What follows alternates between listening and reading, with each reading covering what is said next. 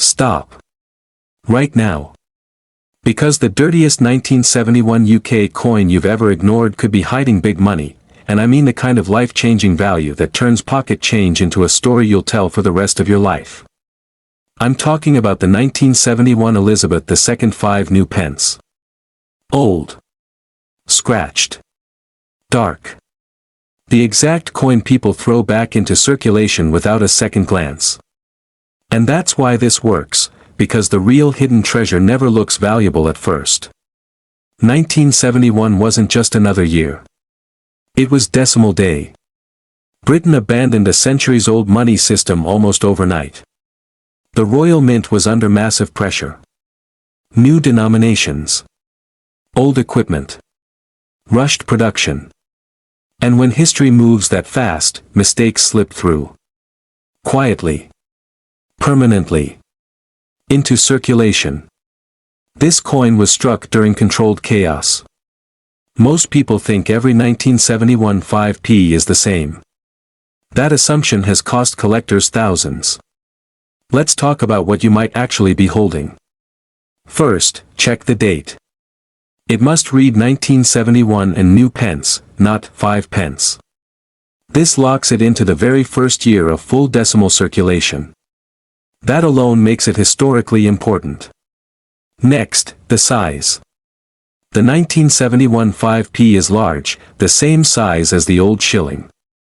If it's small, it's not the coin we're hunting. But if it's large and looks worn, dirty, or wrong, your odds just improved. Now here's your first attention reset, because this is where it gets serious. Some 1971 5p coins were struck with mint errors that went unnoticed for decades. We're talking about off-center strikes, double strikes, and die doubling so subtle most people miss it completely. Verified examples of strong errors have sold in specialist auctions for $400, $800, even over $1,500, depending on severity and condition.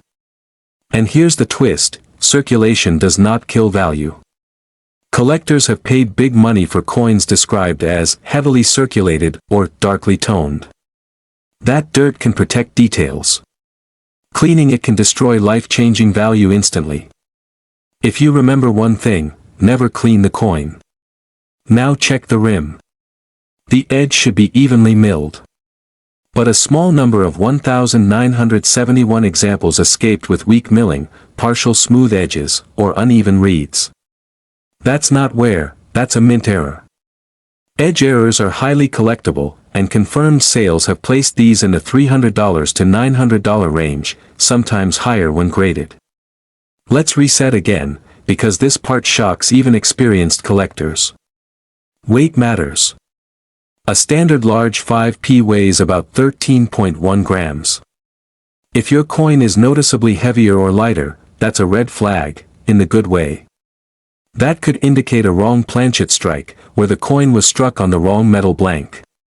These are rare, difficult to fake, and absolutely big money when authenticated.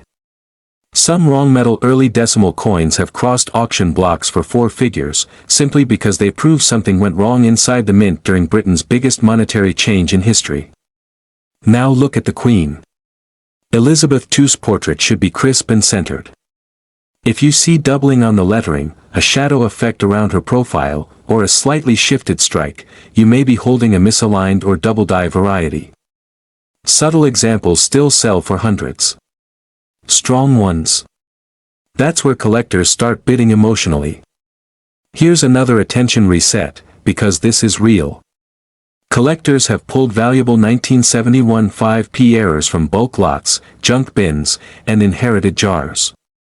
Coins nobody wanted. Coins nobody checked. Coins dismissed as worthless, until someone slowed down. There is no mint mark to look for on UK circulation coins. Anyone telling you otherwise is wrong.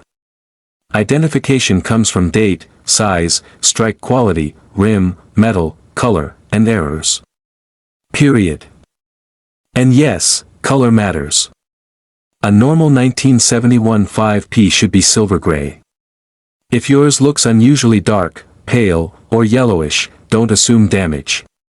That difference could point to alloy irregularities or striking issues, exactly the kind of detail graders and error collectors pay big money for. This is the emotional truth. Someone watching this already owns one of these coins. It's in a drawer. A tin. A box labeled old change. And the only thing separating that coin from hidden treasure is knowledge. The supply is fixed forever. Demand keeps growing. Early decimal errors are being re-examined right now, and prices don't go down when that happens.